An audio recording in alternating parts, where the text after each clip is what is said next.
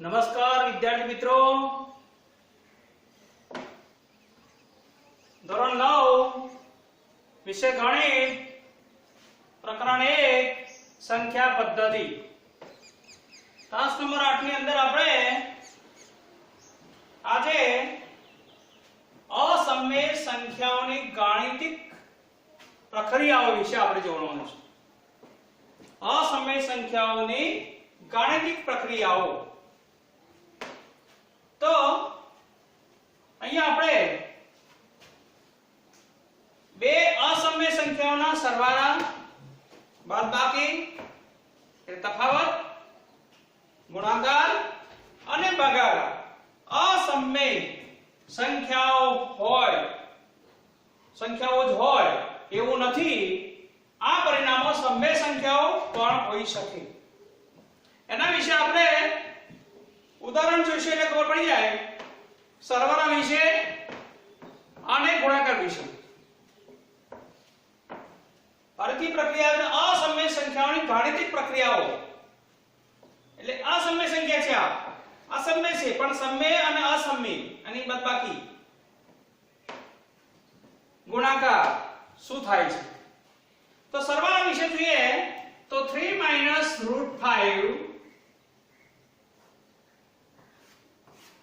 વત્તા 3 -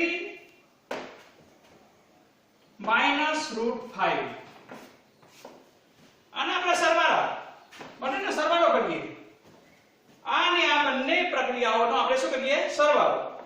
તો શું થશે કૌંસ છૂટો પાડ્યો 3 - √5 પ્લસ 3 - √5 કૌંસ દૂર કરી દીધું। આ પ્લસ અંદર દાખલ થાય તો વત્તા હોય તો વત્તા જ રહે, ઓછા હોય તો ઓછા। 3 - √5 પ્લસ આ બ્રેકેટમાં 3 - √5 બ્રેકેટ પ્લસ બ્રેકેટમાં 3 - √5 કૌંસ દૂર કરી દો।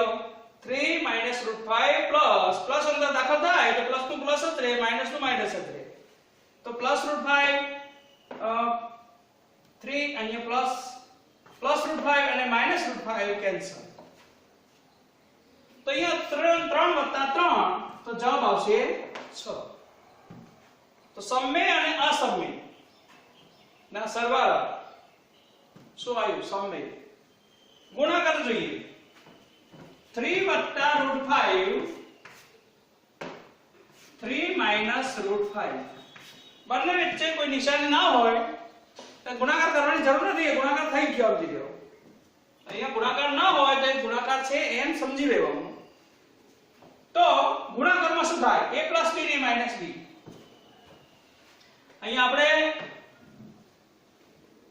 આના સાથે ગુણાકાર આના સાથે ગુણાકાર એક સૂત્ર છે a + b અને બીજા કૌંસમાં a - b તો a² - b² આવું એક સૂત્ર છે। બે રીતે કરી શકાય। તમને યાદ ન હોય તો 3 - √5 પ્લસ √5 3 - √5 3 ×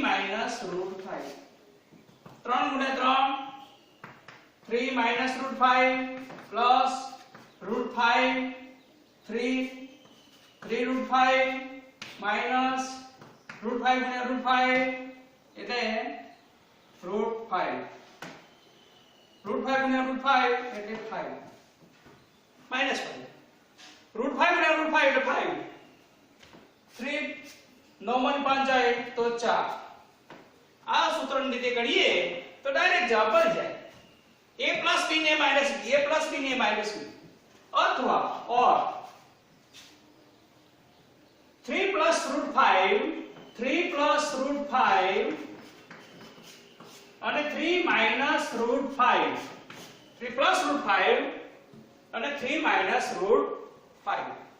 a² તો 3 નો વર્ગ। સૂત્ર યાદ હોય સૂત્ર આ રીતે જ કરવાનું। આ રીતે કરવાની જરૂર નથી પણ સૂત્ર ભૂલી ગયા તો આ રીતે જવાબ તો લાવવો પડશે। 3 નો વર્ગ -√5 નો વર્ગ = 3 નો વર્ગ 3 નો વર્ગ 9 અને √5 નો વર્ગ -5 બરાબર 4। તો આ રીતે આપણે પ્રાકૃતિક પ્રક્રિયાઓ વિશે સમય સંખ્યાનો સરવાળા એ સમય જ આવે, સમય અસમય. બે અસમય સંખ્યાનો સરવાળા બાદબાકી, સરવાળો કર્યો ગુણાકાર કર્યો તો સમય આવી શકે. તો આનો મતલબ એ થયો કે આમ અસમય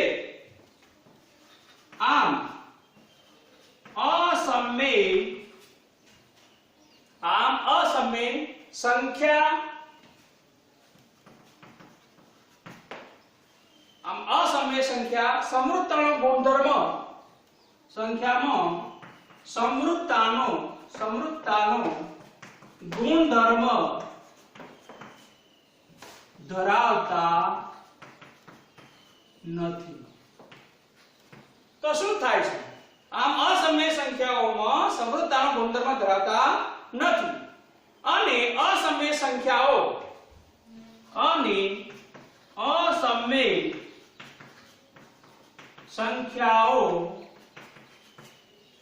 અસમય સંખ્યાઓના સરવાળા અને ગુણાકાર વિશે,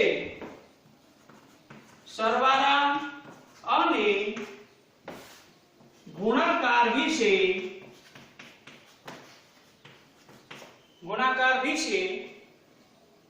ક્રમ અને જૂથનો ગુણધર્મ ધરાવે છે.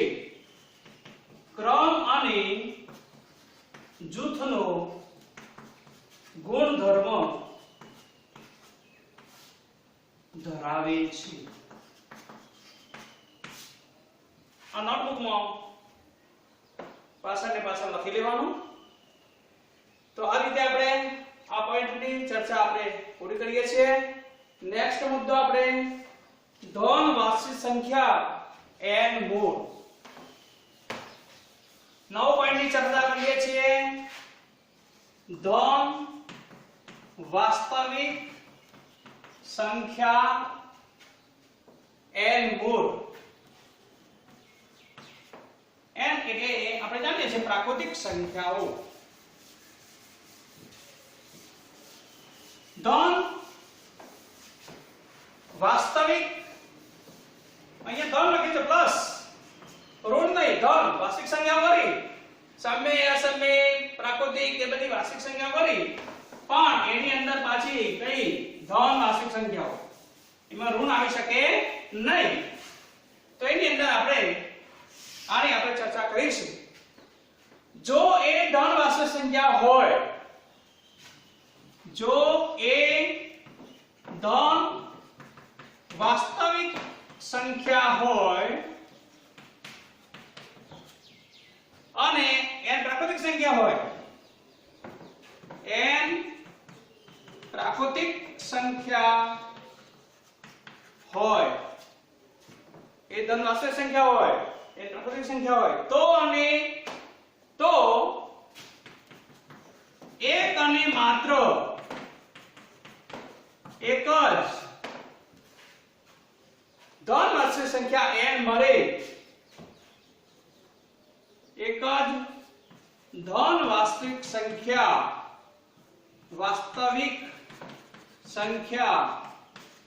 x મળે કે જેથી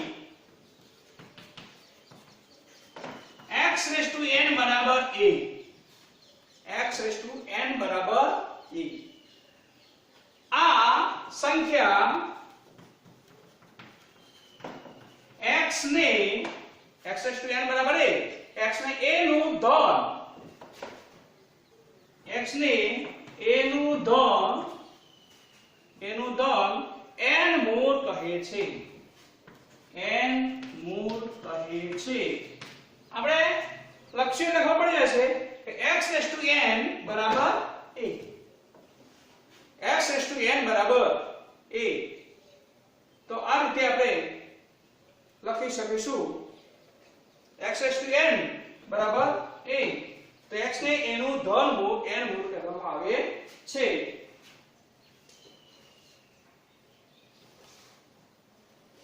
x બરાબર n રૂટ a. આમ xn બરાબર a, x બરાબર a નું n મૂળ, a નું n અહીં આવે x⁴n બરાબર a હોય તો x બરાબર શું આવે a નું n મૂળ એવું આપણે કહીએ છીએ x ને a નું ધન n મૂળ કહેવામાં આવે છે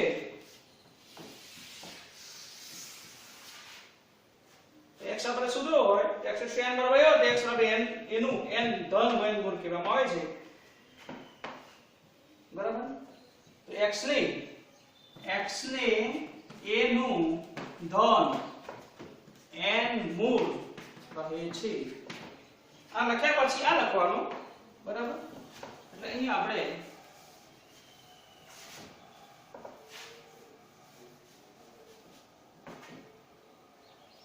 તો આ રીતે આપણે એ રીતે 0:n હોય 0:n બરાબર 0 ની n ઘાત હોય તો એના બરાબર 0 થાય તો 0 બરાબર શું n નો 0 મૂળ n નો 0:0 નું n મૂળ 0 નું n મૂળ = 0 બરાબર શું જે રીતે x⁴n બરાબર a છે તો 0 બરાબર એ 0 નું n મૂળ ઉદાહરણ જોઈએ તો આપણે વર્ગમૂળમાં x નો વર્ગ હોય તો = માનકમાં x કહીએ છીએ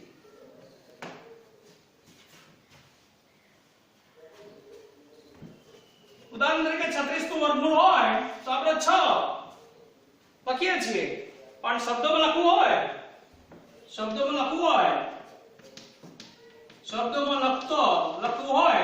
તો આપણે 36 નું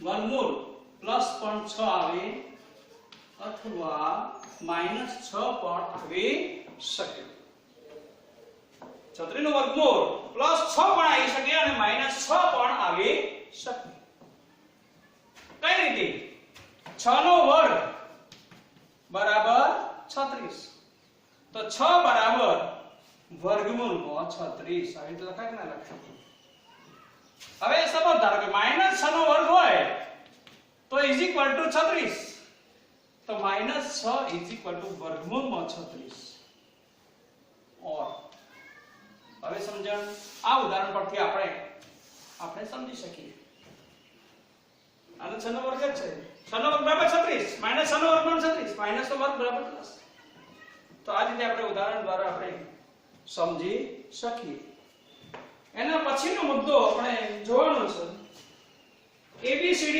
ધન વાર્ષિક સંખ્યાઓ હોય તો આ મુદ્દો પૂરો થયો નેક્સ્ટ મુદ્દો ABCD ધન વાર્ષિક સંખ્યા હોય તો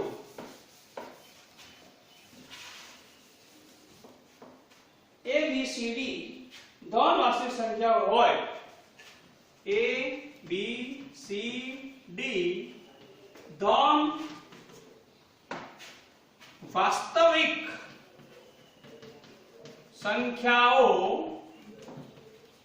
હોય તો નીચેના એક પરિણામો છે 5-6 પરિણામો છે વર્ગમૂળમાં AB નંબર 1 વર્ગમૂળની અંદર a અને b નો ગુણાકાર હોય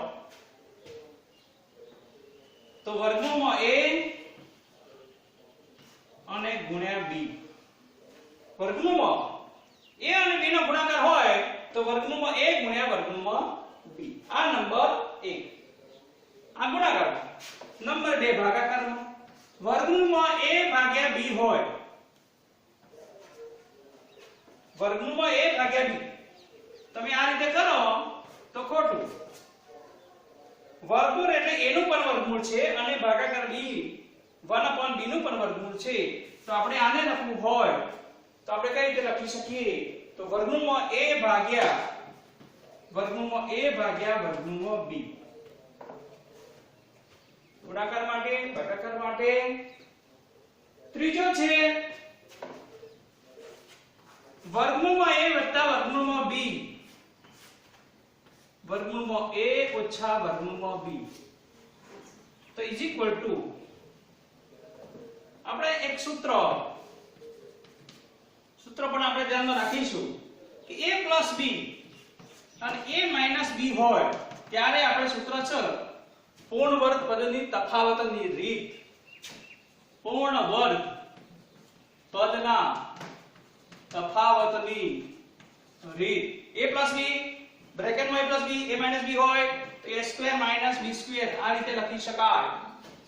તો અહીંયા આપણે a + b ને a - b હોય, અહીંયા આપણે a પ્લસ આનું જ ઉદાહરણ વર્ગમૂળમાં a માઈનસ વર્ગમૂળમાં b. તો આપણે શું લખી શકાય? જે રીતે છે ને a પહેલો છે તો a નો વર્ગ, b છે તો b નો વર્ગ અને પ્લસ માઈનસ છે તો માઈનસ મૂકવાનું. તો આમાં એક જ છે તો વર્ગમૂળમાં a નો વર્ગ માઈનસ વર્ગમૂળમાં b નો વર્ગ. તો અહીંયા આપણે વર્ગમૂળમાં a નો વર્ગ એટલે શું? એ પોતે ને પોતે, અને વર્ગમૂળમાં b નો વર્ગ એટલે b પોતે ને પોતે. તો a + b અને a - b હોય તો આપણો જવાબ આવશે a - b. તો અહીંયા આપણે a - b.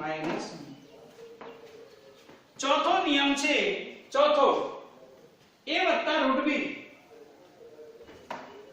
a + √b આ સમે છે અને a - વર્ગમૂળમાં b. આવું હોય તો શું કરવું? તો એના માટે પણ એ જ નિયમ આપણે વાપરીશું, a + b ને a - b. તો આપણે ફરીથી પાછા a + b a + √b a - √b એ જ નિયમ વાપરીશું. a નો વર્ગ માઈનસ વર્ગમૂળમાં b નો વર્ગ તો બરાબર a નો વર્ગ માઈનસ √b નો વર્ગ એટલે પોતે જ પોતે. તો અહીંયા આપણો જવાબ મળશે a² - b. અહીંયા પોતે a થઈ ગયો તો અહીંયા a². ત્રીજો ચોથો અસમય છે, અસમય છે, અબધી અસમય છે. આમાં પણ નિયમ લીધો જ સૂત્ર પૂર્ણવર્ગ પદના તફાવતની રીતનો જ ઉપયોગ કર્યો છે. a + b a - b બરાબર a² - b². પાંચમો છે a + b √c + √d. પાંચમો વર્ગમૂળમાં a + વર્ગમૂળમાં b વર્ગમૂળમાં c + વર્ગમૂળમાં d. આપણે નિયમ પ્રમાણે જ આપણે કરવાનું છે. a + b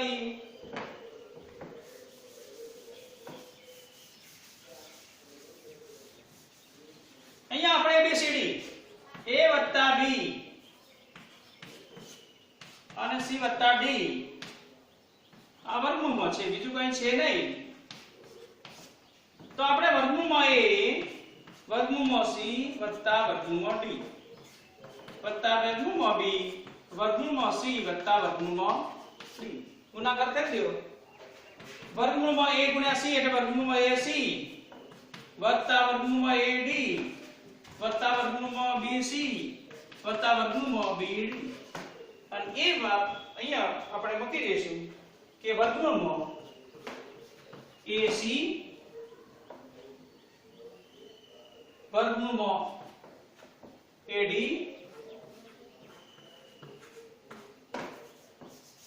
વર્ગમૂળમાં bc વર્ગમૂળમાં bd. આ છે આપણો પાંચમો નિયમ. છઠ્ઠો નિયમ a + વર્ગમૂળમાં b નો વર્ગ.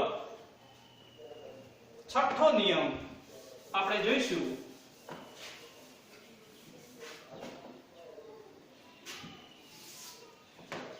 આ એક નિયમ છે, છઠ્ઠો નિયમ વર્ગમૂળમાં a + b નો વર્ગ બરાબર શું થાય? અને વર્ગમૂળમાં a - b નો વર્ગ બરાબર શું થાય? આપણે એક સૂત્ર છે a + b નો વર્ગ. તો આપણે પ્રથમ પદ + દ્વિતીય પદનો વર્ગ બરાબર પ્રથમ પદનો વર્ગ વત્તા 2 * પ્રથમ પદ * બીજું પદ વત્તા બીજા પદનો વર્ગ. આવું એક આપણે સૂત્ર છે. અને બીજું એક સૂત્ર છે a - b નો વર્ગ બરાબર પ્રથમ પદ વત્તા દ્વિતીય પદનો વર્ગ. પ્રથમ પદ માઈનસ દ્વિતીય પદનો વર્ગ બરાબર a² - 2ab વત્તા b નો વર્ગ. તેથી આપણે આની ચર્ચા કરીશું કે વર્ગમૂળમાં a વત્તા વર્ગમૂળમાં b નો વર્ગ બરાબર આપણે શું થાય તો રૂટ a નો વર્ગ વત્તા 2 ગુણ્યા વર્ગમૂળમાં a ગુણ્યા વર્ગમૂળમાં b વત્તા વર્ગમૂળમાં b નો વર્ગ. વર્ગમૂળમાં a નો વર્ગ એટલે a વત્તા વર્ગમૂળમાં 2ab વત્તા b a વત્તા 2ab માઈનસ b નો વર્ગ.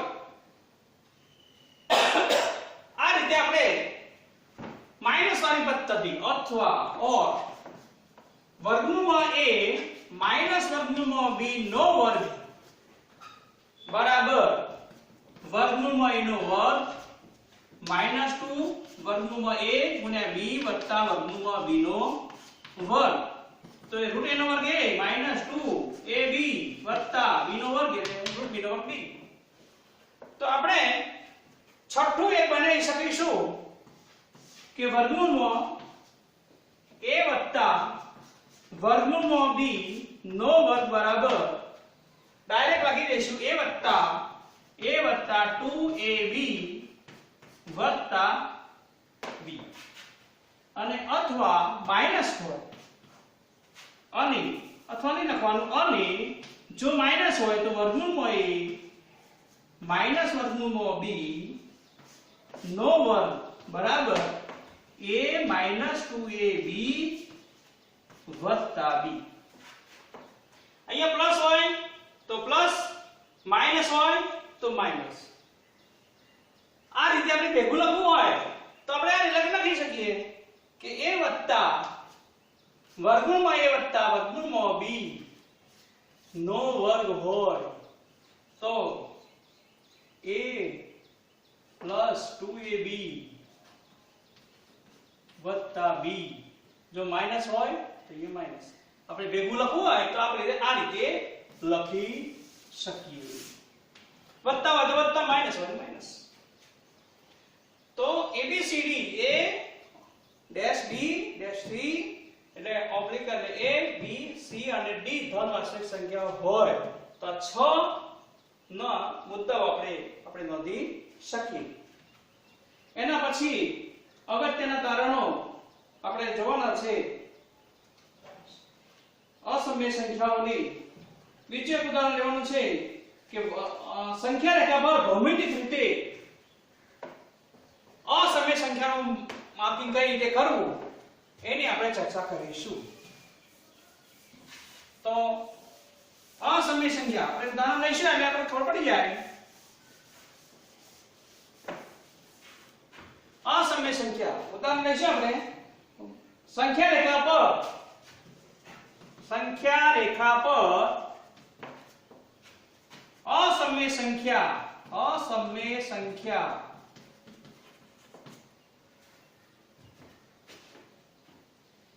સંખ્યા રેખા પર ભૌમિતિક રીતે સંખ્યા રેખા પર અસમય સંખ્યા એટલે સંખ્યા રેખા પર ભૌમિતિક રીતે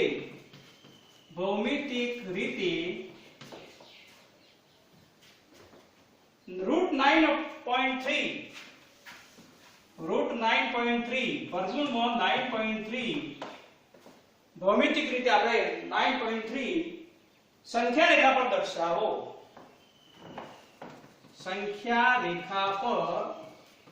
દર્શાવો. આની આપણે ચર્ચા કરવાની છે. તો કઈ રીતે? તો આપણે પરિકર ફૂટપટ્ટી ની આપણે લઈશું. એક bx કિરણ રચો અથવા ax કિરણ રચો, ax કિરણ રચો. અહીં આપણે ax કિરણ રચી. તો મુદ્દો લખો નંબર 8.1 ax કિરણ રચો. ax કિરણ પર 9.3 ax કિરણ પર 9.3 ને આપણે 9.3 ની આપણે ચર્ચા કરીશું. ax કિરણ પર 9.3 વર્ગમૂળ ને પછી આપણે લેવાનું 9.3 લેવા માટે આપણે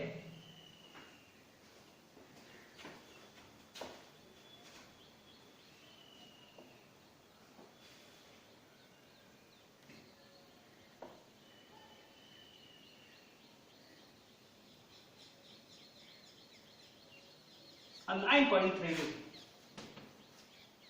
x કિરણ પર 9.3 લો તો અહીંયા આપણે એક b લઈશું અહીંયા b બિંદુ x કિરણ પર b બિંદુ એવું રચો કે 9.3 થાય x કિરણ પર b બિંદુ એવું રચો બિંદુ b એવું રચો કે જેથી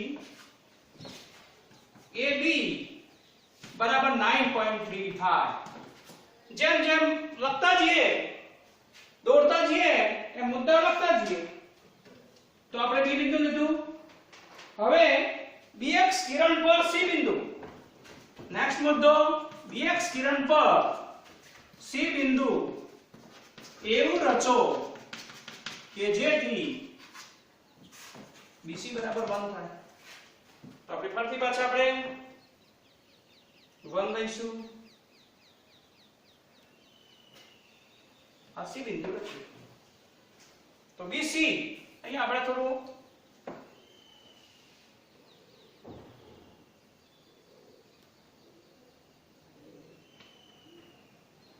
1 બિંદુ આ c bc બરાબર 1 થાય એ bc બિંદુ bx બરાબર c બિંદુ એવું લો કે જેથી કરીને bs બરાબર 1 હવે આપણે AC નું મધ્યબિંદુ આપણે લઈશું હવે AC નું મધ્યબિંદુ લેતી વખતે આપણે AC નું લંબભાજક લખીએ એટલે આપણને ખબર પડી જાય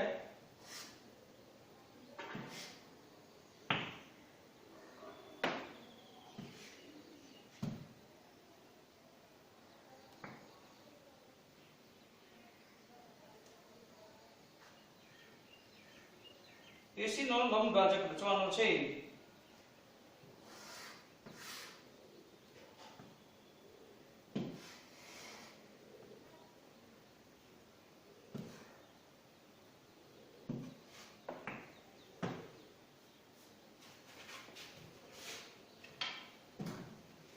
AC નો લંબભાજક અહીંયા આપણે રેખાખંડ AC નો લંબભાજક રેખાખંડ AC નો લંબ દ્વિભાજક bx x કિરણ પર જો છેદે લંબભાજક બિંદુ x કિરણ પર બિંદુ P એવું મૂકો AC નું લંબભાજક x કિરણ પર જો હોય એ x કિરણ પર જો હોય તો P નામ આપો તો અહીંયા આપણે શું નામ આપીશું P હવે